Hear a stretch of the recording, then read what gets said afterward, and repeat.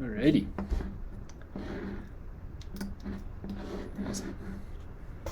Hey everyone, it's Connor Shelton from Remax Real Estate Kamloops and the Real Estate Collective. Thanks so much for tuning in. Always appreciate it. Let me know you're in the comments. Drop me a line. Any questions you have, I'll be answering it throughout.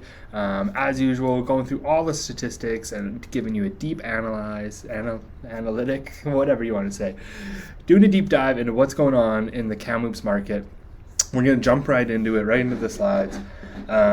It's been just crazy. It really has. So starting off here, we did see a slight increase in the amount of inventory, the months of inventory, mostly because a slight increase in the amount of inventory coming to the market and a slight decrease in the amount of sales on the market.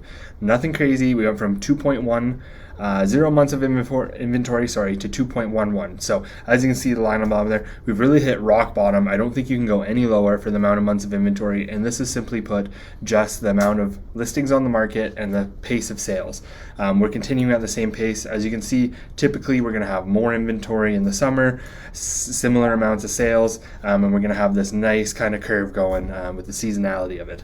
Haven't had that since the pandemic. You can see really dropped to the bottom, and then it's been maintaining that. Segueing into that point there, into the next slide here, we have the median sale price and the average sales price. What we've seen is month to month, a slight decrease from last month. We were at $659 for the median and now to $649. But year to year, a 25% increase from $520 to $649, unreal.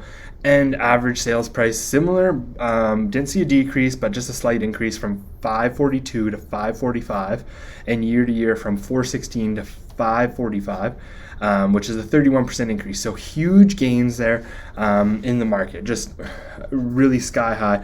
But what I think we're going to see happen is we're going to maintain this level over the whole year, and we'll see what happens with interest rates going into next year and all that. But into the summer, I believe we're going to see this kind of similar high sales price, and average sales price, median sales price.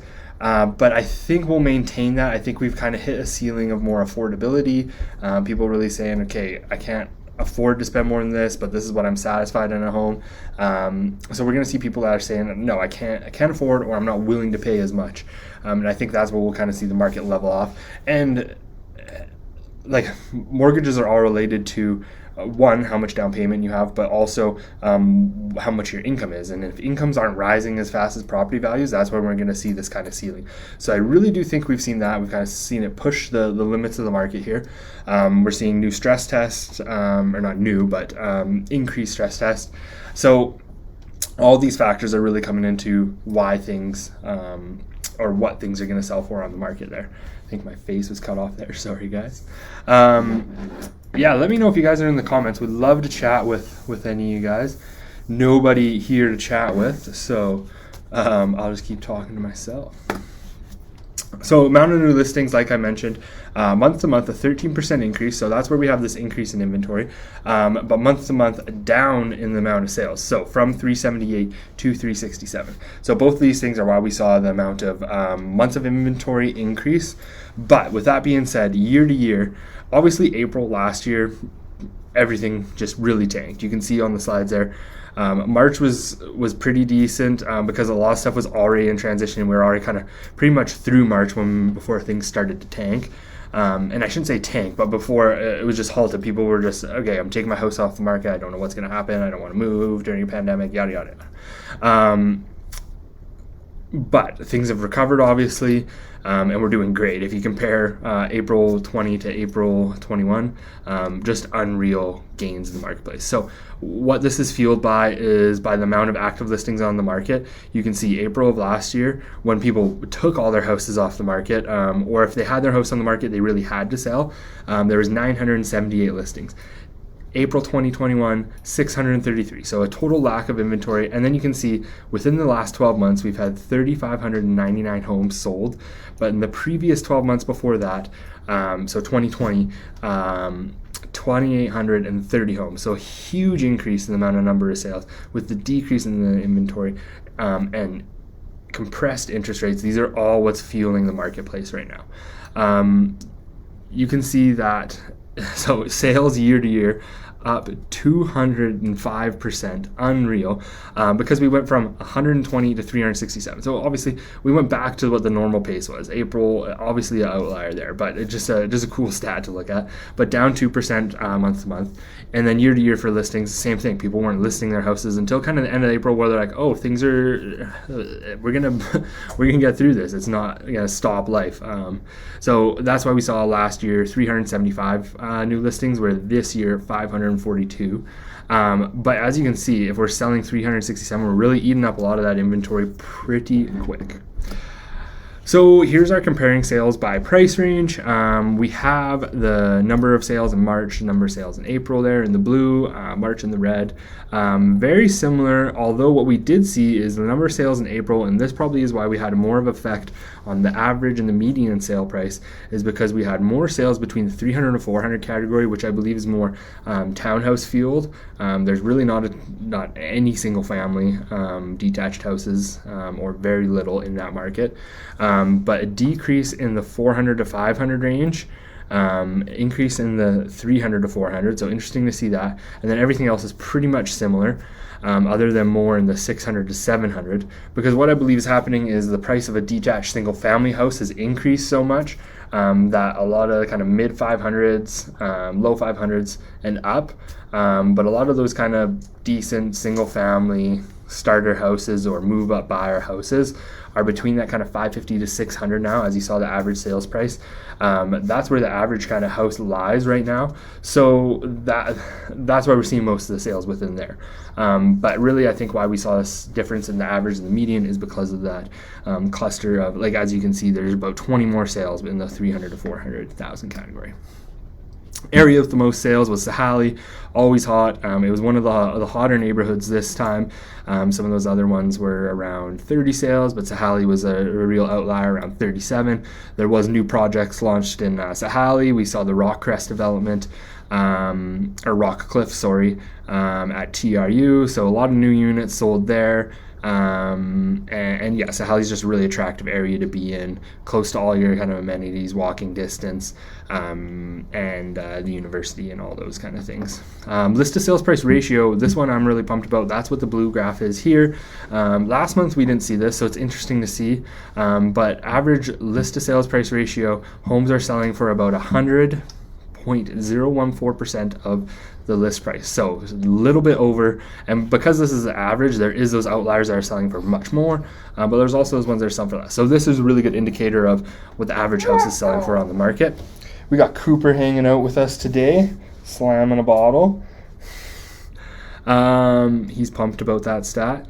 Average days on market really dropping in the last bit here, because I think we have all that aging inventory has been selling, and that's why we're seeing things kind of drop from there. We had a lot of stuff, as you can see, December and January had the highest amount of days on market, and then we've been steadily dropping from there. And yeah, like I said, after January, a lot of people were like, what's going to happen? People were kind of thinking like, oh, December is a good time. Like, usually I take it pretty easy in December. This year was not the case. I was kind of answering the phone the whole time, and didn't get much of a break. But anyway, that's fine. But people were calling me like, hey, I think people aren't looking right now. I should get into it. Everybody had that same idea.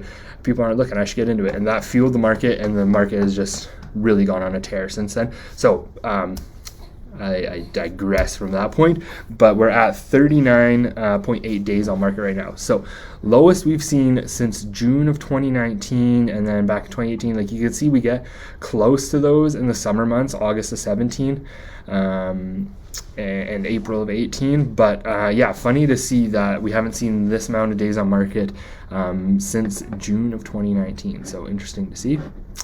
Number of units sold versus number of units listed. So we set a record last month at 64.51. I didn't think that we were going to maintain that. And so we saw that drop a little bit month to month to 57.98, which is still unreal for 57, basically 58% of the market. Houses listed on the MLS system selling. As you compare that to April of 2020, 12.27%. So huge increase in the amount of sales there. You can see the graph below there, that's just the blue line graph. We haven't seen that in ages. So really because of the declining amount of inventory. Going into the average single-family detached home sales price and unit sales history over the last 11 years now almost. Average is $633,000, down a little bit from last year, but increased unit sales. I think this is just because we're having more sales within realistic price ranges, maybe I should say, or like not the upper price ranges. So we're getting a more of a mix, which kind of brought down the average, is my kind of opinion there. Townhouse sales increased, new high for that, but unit sales were down. Not a ton of new townhouse projects, a lot of new resale, but as prices rise, it's still a very affordable option for people, so that's why people are going there. And then apartment sales, unit sales are down, so is average sales price, but still very high, just around $315 for the average apartment. And manufactured, I actually had to edit this graph again after this, but it just looked a little wonky. Up into the high 200s, 276 I believe it was, for the average sales price. So really seeing that get inflated, which is interesting to see. But as you can see, very I don't want to say volatile, but similar to volatile, not a word like that. I don't know what to use to describe it, but it is very up and down, and can be a little sporadic with these kind of shoots. So anyway, if you have more questions about that, let me know. As always, I'm here to help. Really appreciate you guys tuning in. It's always a pleasure educating you on the market and what's going on. Appreciate you tuning in and reaching out. I won't banter on anymore. I appreciate whoever you one viewer is. Anyway, thank you for tuning in. If you have any questions, reach out to me, Connor Shelton at the Real Estate Collective. Thanks a lot.